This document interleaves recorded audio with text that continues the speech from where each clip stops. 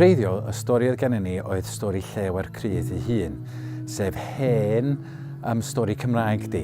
Ath y syniad o fyny wneud sioe dolyg, so nath ni'n benderfynu wneud addasiad o stori Llew a Crydd, ond hefyd i greu 2 cymeriad, sef Cwilsyn a Metso. Helo a chroeso i'n llecyn bach ni, Cwilsyn a Metso, 2 brawd yr ydyn ni. Adrodd a chanu ar hyd a lled y byd, dagrau a chwerthin am Mymru bach o hyd.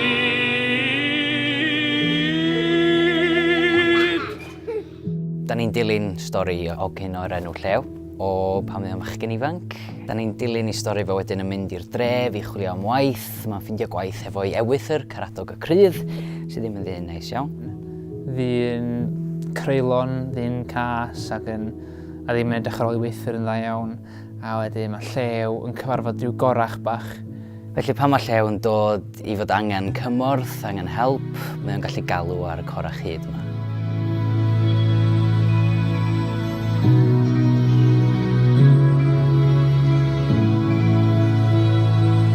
Tamara Hafi, Theatr Clwyd, a Elen yma yn Pontio, nath nhw ffeindio allan doedd na'm sioe Cymraeg dolyg yn digwydd yn unlla yng Nghymru, heblaw amdano wrth gwrs un o'r pantos. Ac yn dweud, bysa'n neis cael neud sioe dolyg, so os na ffordd fe ni'n neud rhywbeth, neith rhoi adloniant i'r plant yma, gael rhywbeth yn iaith nhw, a rhywbeth ella fo neges yn efo, rhywbeth dolyg. So allan o hwnna wedyn nath ni benderfynu creu'r stori yma, a hefyd wrth gwrs creu'r tent yma, creu rhywbeth lle fydda'r plant actually mynd mewn a gael profiad lle mae'r theatr o gwmpas nhw'n gyfan gwbl. Mae'n rhoi cyfle i ni greu byd newydd i'r gynulleidfa, a gan bod nhw'n gynulleidfa mor fychan, mae'r elfen o'r hyd a lledrith yn dod yn fyw iddyn nhw. Mae'r ymateb, mae'n amhosib gwybod be i ddisgwyl. Oedd pawb yn reit ffyddiog bod ni wedi gallu creu rhywbeth reit neis, ond oedd rili braf gweld ymateb mor frwdfrydig, rili. 2, 3, 4 Bora'r bach, fy nghalon fawr, sy'n erfyn am dy gymorth i enaw.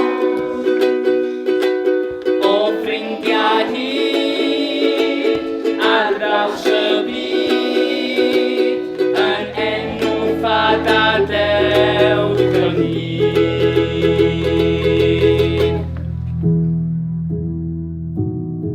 Nes i rili enjoio'r cynhyrchiad i gyd.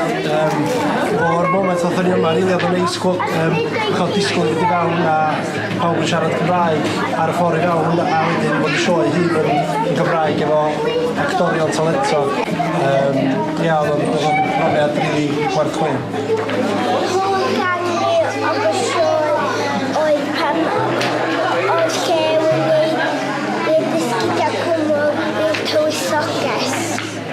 As a learner, the story worked because of the setting and the songs and the actions. But the actors were fantastic, and the whole scene and environment was magical in the build-up to Christmas.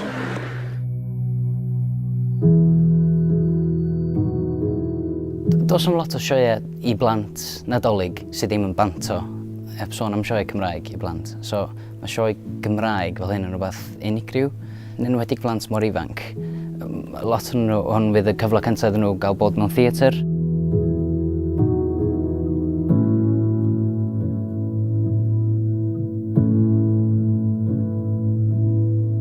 Dyma'r tro cyntaf i Pontio a Theatr Clwyd ddod at ei gilydd mewn cyd-gynhyrchiad, ac yn dod o safbwynt bod yna ddiffyg cynnyrch i blant adeg yn Nadolig yn yr iaith Gymraeg. Mae gennym ni'r panto wrth gwrs, ond mae'n braf cael gweld sioe fach newydd wreiddiol yn cael ei chreu ar ffurf Llew a'r Crydd eleni yma yn Pontio, ac yn teithio wrth gwrs i Theatr Clwyd.